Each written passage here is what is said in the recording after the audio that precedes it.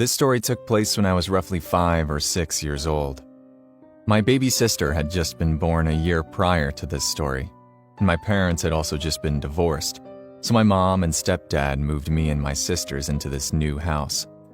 This house had been built on a hillside in West Virginia in the mid-1800s. It was made out of dark wood that almost gave you an ominous feeling just looking at it. The house had 3 stories. The front door was at the middle story, where our bedrooms and living room were. Upstairs was the attic, but the entrance to it was a pulley door. Downstairs was the kitchen, laundry room, back door, and then a mysterious room. This mysterious room was the only room in the house with a metal door. Cold air would seep from below it, and it had a padlock that only my mom and the landlord had keys for. The landlord referred to it as the boiler room. My bedroom was located directly above the boiler room, and it also had the pulley door for the attic on my ceiling. It didn't take too long before strange things began happening to each member of my family individually, but it began with me. There would be times when I'd leave the room for a minute, and then return minutes later to find things moved out of place. Hordes of wasps and other things would come out of the attic and act in strange ways, always remaining in my room. I wouldn't learn this detail until years later, but my mom and stepdad apparently heard footsteps in the living room, walking in circles almost every night, usually only when one of them was still awake.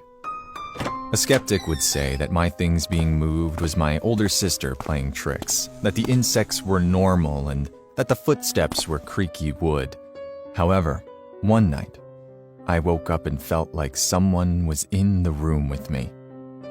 I turned over and saw a little boy standing there, shrouded in darkness. I could only see his silhouette, but he appeared to be the same size as me, so I said, "Hello."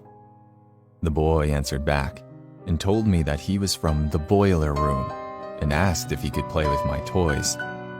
I told him no because it was too late and I didn't want to get in trouble.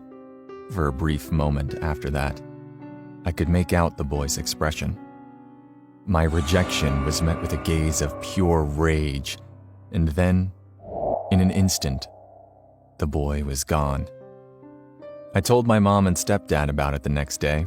They seemed nervous about it, but then they just reassured me that it was a bad dream. Even as a little kid, I was good at reading people, so I could tell that they were holding something back, but I let it be. That night, something else happened. I awoke again to the feeling that I wasn't alone. This time, whenever I turned around, I was met with something sinister. The silhouette of an elderly woman stood hunched over my bed, her face inches away from mine, breathing on me. Where her eyes should have been, there was only darkness. I got up and ran past her, opened my door, and hurried over to my sister's room. My older sister was away at a sleepover, so it was just my baby sister in her crib asleep. When I turned back to the doorway, I saw the woman walking towards me slowly. As she walked past the window, lightning crashed outside. And then, in that instant, the woman was gone. And where she was, it appeared that a wolf was approaching me instead. I looked away for a second, and as I looked back down, the lightning crashed again. And after that flash, I saw spiders on my pillow. I turned to look back to the spirit, and after the next flash, the little boy appeared again. As he got closer and closer to me, I passed out. I woke up in my bed again, drenched in sweat.